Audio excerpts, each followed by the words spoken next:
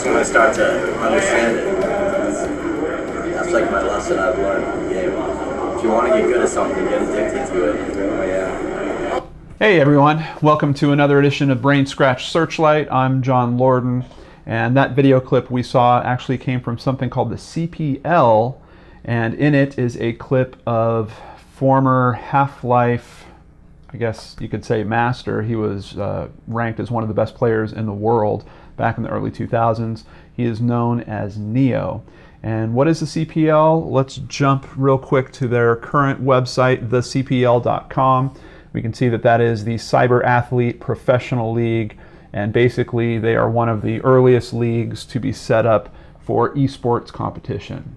For anyone that doesn't know, esports competition is basically people who play video games online against each other. And Half-Life is really a staple in the gaming industry. It's one of the best games to ever be created, by my opinion. Not just my opinion, the opinion of many other people.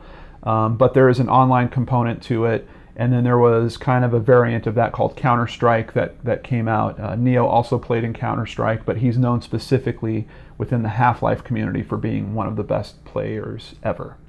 So why am I telling you all this in a Searchlight? Unfortunately, Neo has gone missing. So let's start a look at his Facebook, or the Facebook page that was set up by his family. Help find Neo Babson Maximus, aka Charles Allen Jr. And I know you guys are probably saying, what's going on with his name there? A few weeks before he disappeared, he actually legally changed his name to Neo Babson Maximus. Neo as in a reference to the Keanu Reeves character from The Matrix, which was his online player name as well. Babson is apparently a family name. I believe it's his mother's maiden name or from his mother's side of the family. And Maximus as in the main character that Russell Crowe played in Gladiator. Now, Neo Maximus, for an online persona, I think that a lot of people would think that's perfectly reasonable. Taking that on as your full-time legal name, some people might think is a little bit odd, and particularly because he went missing in his senior year in college, and he wasn't really in the video game scene, at least not like he was previously at that point. In college, he was really focusing on tennis, and he had aspirations of becoming a pro tennis player, and he decided that one of those things that might help him become famous in some way is this name change. And then a few weeks later, he went missing. There is a disappeared episode about him. It's called Game Over. It was season 4, episode 4, if I remember correctly, and you can purchase it, just that one episode, if you want to watch it on Amazon, and I did do that today. It's extremely reasonable. I think it's $1.99 for standard definition, $2.99 for high def. That's here in the United States, of course. You'll have to check if you're in a different country for availability and pricing. But a very good episode of Disappeared. There's a lot of detail to cover in this case. Obviously, they did a 45-minute version of it. Usually my Searchlight shows are only about 20 minutes, so I'm not going to be able to go into all the detail. However, I highly recommend that if you're interested in this case, please check out the episode of Disappeared called Game Over. So let's go to the Charley Project and get some of the basic information. Here we can see numerous pictures of Neo Babson Maximus, also known as Charlie Allen Jr. Missing since October 13th, 2007 from Dartmouth, Massachusetts. That means we are now coming up on 9 years. We're just a few months shy of 9 years of him missing. He is endangered missing. His date of birth is April 26th, 1985. He was 22 years old at the time he went missing. He is between 5'11" and 6 foot tall, 175 to 190 pounds, Caucasian male, light brown hair, brown eyes. Maximus legally changed his name the month before his disappearance. His birth name was Charles M. Allen Jr., and everyone he knew still referred to him by that name. His nickname was Charlie. He wears eyeglasses, and he wore his hair cut very short, almost shaved, at the time of his disappearance. For clothing and jewelry, black sweatpants with a red stripe down the leg, a long-sleeved white t-shirt with the words 2007 US Open on the front, and sneakers.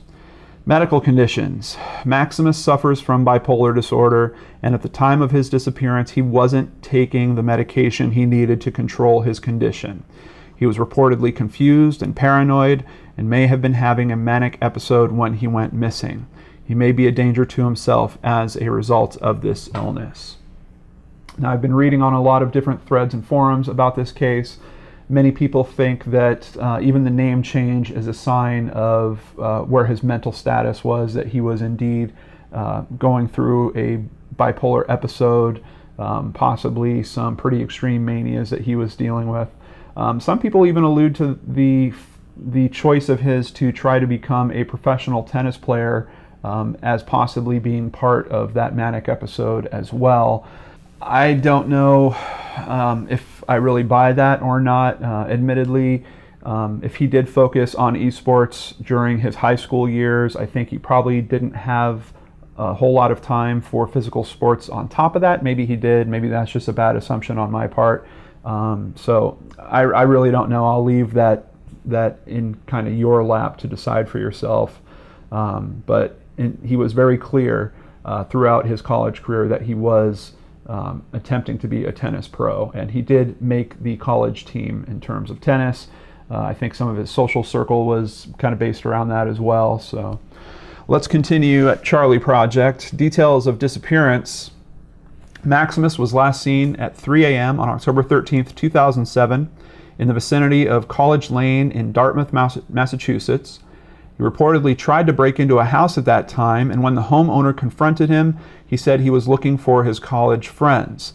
He apologized to the owner and ran away into the woods. He has never been heard from again. Just an extra little piece of information I got from that episode of Disappeared. He actually broke into this house on the second story and crawled in through a window. This scared the woman pretty bad, but she said he was extremely polite. He just was looking for one of his friends and he was in the wrong house. Unfortunately, he was way off in terms of the house. He was literally like 30 minutes away from where his friend's house is, and his friend didn't understand how he could have made this type of mistake because he had been over to his house before. The same friend also noted that he was having dinner with Neo right before he disappeared, and there was something strange where Neo kind of reached over to his friend's plate and took one of his friend's pieces of pizza and started eating it.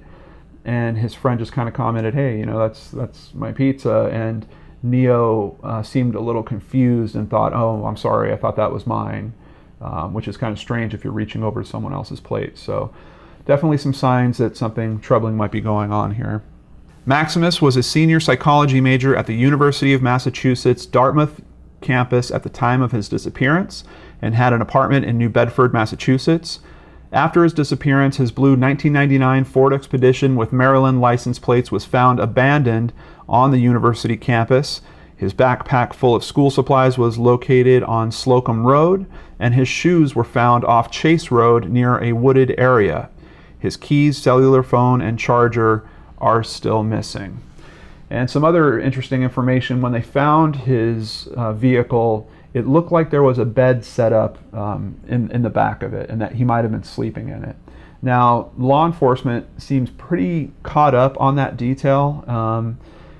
One of the theories is that when he spoke to his family, he alluded to the fact that he thought he was being followed. So one of the theories around that is law enforcement thinks maybe he wasn't sleeping at home, maybe he had set up this bed in the back of his vehicle. Personally, this is a college student. I don't know what his nightlife was like. Maybe he was still playing video games at night and he needed to nap during the day, so he was just sure to have a blanket and a pillow back there. I personally don't find it that crazy. I had periods of time where I was working a full job and doing, community theater into all hours of the night, and during my lunch breaks for that job, I would also take naps in my truck. So I don't know if that is really a strong indicator of him doing something all that weird or off. It just seems like, for some reason, he had a sleeping setup in his truck. The last time Maximus spoke to his family members, he sounded paranoid and talked about moving to Florida or Texas. He had viewed the University of Texas website just before he disappeared, but authorities can find no evidence that he traveled to Texas or to Florida. He may have been seen approaching a truck driver on Route 6 in Dartmouth shortly before his disappearance. It's theorized that he hitched a ride and left New England. Authorities do not suspect foul play in Maximus's case, but they believe his bipolar disorder may have contributed to his disappearance. He is described as an intelligent man who enjoys playing online games and is, quote, obsessed with tennis. He hoped to someday become a professional tennis player. Since his disappearance, he has not used his credit cards, cellular phone, or bank accounts. His case remains unsolved. Some other interesting info about that: his father left his credit card connected to his father's account, so he can use it if he does have it, at least for a period of time. We're now, so far away from the event, I'm not sure if that's still the case. But I did see an interview with his father where he also mentioned that he left the cell phone turned on for a lengthy period of time. As a matter of fact, some of Neo's friends were calling it regularly, just trying to leave him messages, and then eventually the voicemail filled up and would not be able to take messages anymore. So we're going to jump over to a Reddit thread to get just a little more detail about the final day and some other odds and ends on this case. He was a college student and a famous former pro online gamer who suffered from bipolar disorder, but his family said he'd never been irrational or out of touch with reality ever. I feel like since he'd been labeled with a, quote, mental illness, even though he was very functional and normal, police assume he had a psychotic break and ran off or committed suicide. I don't know what to think, but I feel like foul play could have been involved. The basics are his sister logged onto Facebook to chat with him, and his Facebook account had been deleted. She called Charley, who'd had a normal day at college and had plans to meet a friend to attend a party that night, and asked him why he deleted his Facebook account. He became frantic and panicked, saying he didn't delete his Facebook account and didn't know who did.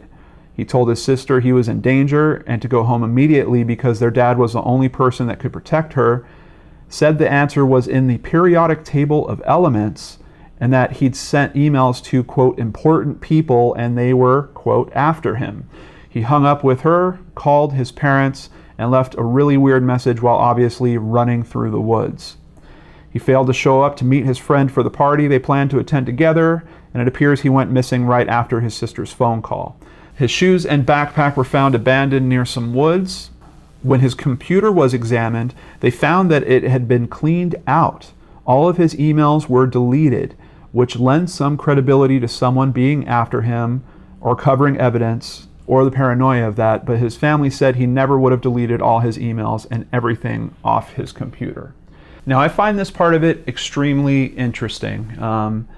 The question at this point is, did he potentially delete his own Facebook account, delete his own chain of emails, and then forget about it or lie about it to his family?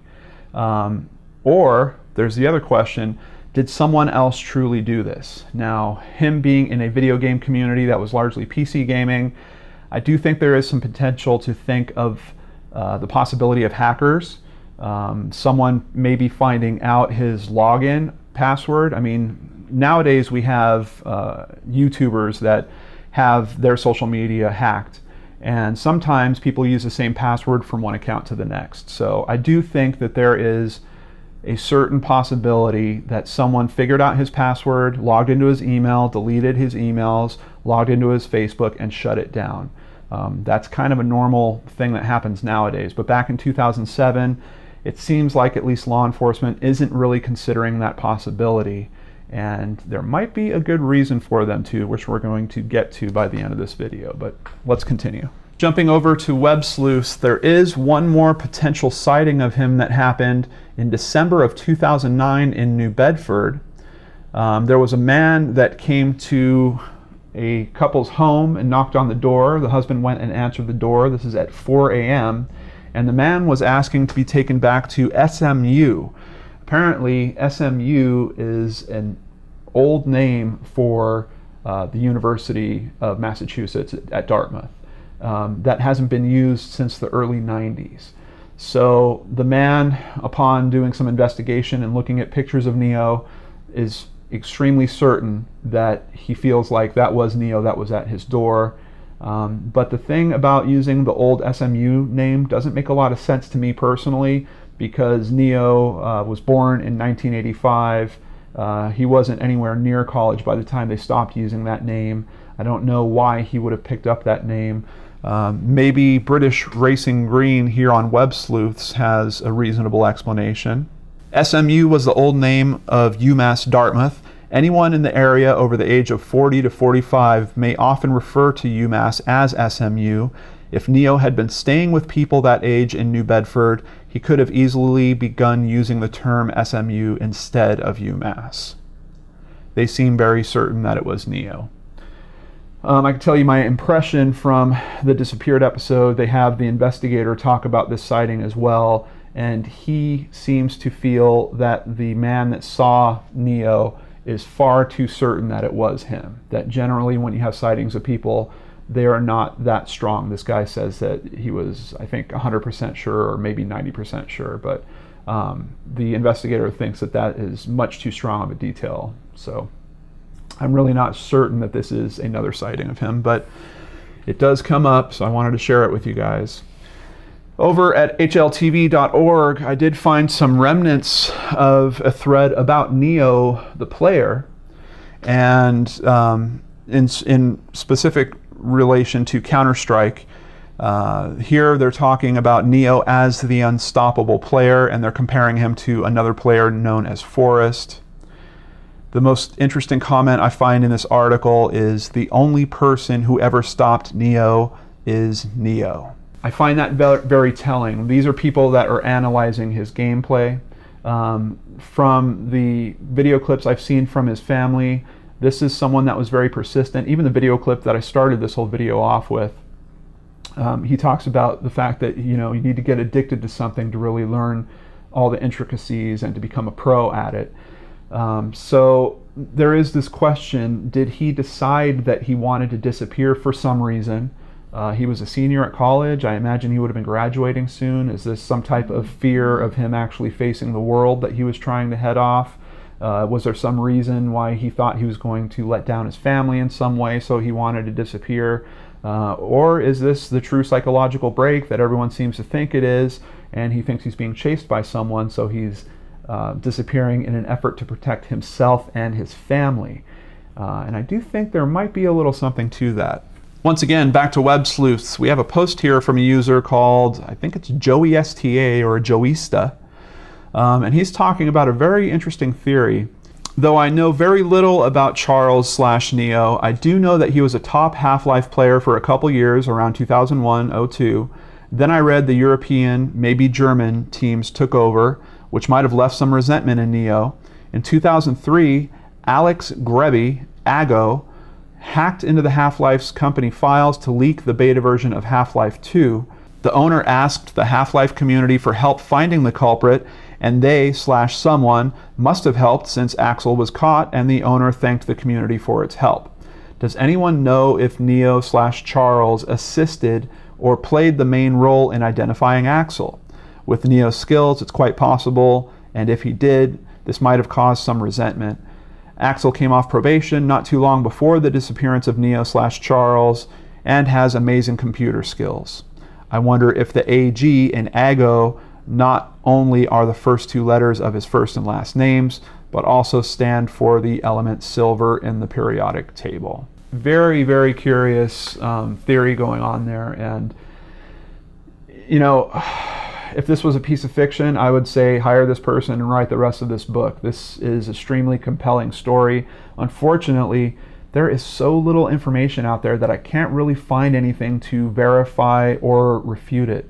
In fact, in terms of cases that I review for all of you here on Searchlight, it is very infrequent that I find one that has so little media around it. Yes, there's an episode of Disappeared. Yes, there was another television show that the family participated in. Sure, you can find, I think, one news clip on YouTube of this, and a few other YouTube creators have done short videos on this case.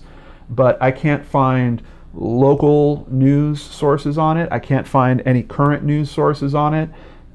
This case is extremely quiet. As a matter of fact, the WebSleuths community, in the last couple pages of their thread, starts to almost blame the family for not doing a good enough job of raising awareness around this case. And I don't think it's fair to blame anyone when they're facing this facing this type of tragedy. I mean, they've lost a family member that they all love. They don't know where he is. You're coming up on 9 years of his missing. They're wondering if he's still alive, if he's not alive. How are they going to get the answers to these questions? But admittedly, it's very strange for me to see a case like this where there isn't some type of annual event. Like sometimes people will get together on the day that the person disappeared and release balloons or go hand out flyers or things like that. I don't see any trace of any of those types of events happening. And typically you do those events because local media will pick up on that and they will re-report the whole story of the person's disappearance. That gets their picture back out there and hopefully in front of more people, just like you watching this. And hopefully that raises awareness to the point where someone bumps into him somewhere and says, hey, that's the guy. We know where he is. He might be staying at a homeless shelter somewhere. He might have gone south of the border and decided to try to pursue his tennis career, or maybe he's a tennis pro teaching out of a shop somewhere. There are so many different possibilities, and even more than anyone could sit and fathom all day. But the only way to really fight this is to raise awareness, keep his image out there, and hopefully get it in front of the eyes of people that might bump into him somewhere. So I do think that it's tough. Of course, I don't think we should be critical towards the family. I do feel like if there was a good quarterback in the family to help this case move forward, they at least could raise the exposure of it. But since that doesn't appear to be happening in this case, I am more than happy to at least make this episode, share his story with all of you, get his image out there, and this is where I need your help. Please take this information and forward it to friends of yours that might live in the Massachusetts area. He talked about going to Florida, Texas, California, and I've even seen some references to south of the border. So quite honestly, if you have friends in any of those locations, please, please, please share this information with them. I am going to include contact information in the description box below. However, I can't really find a case number on this. I know for the last few videos I've told you I'm going to include a case number wherever I can. There's so little information on this case, I can't even find the case number on it. But there is contact information for the law enforcement there, so you can definitely send any tips their way. And before we call this an end to this episode, I did find one other clip. This is Charlie, or also known as Neo, at someone's 50th birthday party. It was apparently the father of a friend of his, and they had a little karaoke set up, and he did a little comedic singing. Apparently he was really good about raising their spirits, but I just wanted to play a little clip of this for you.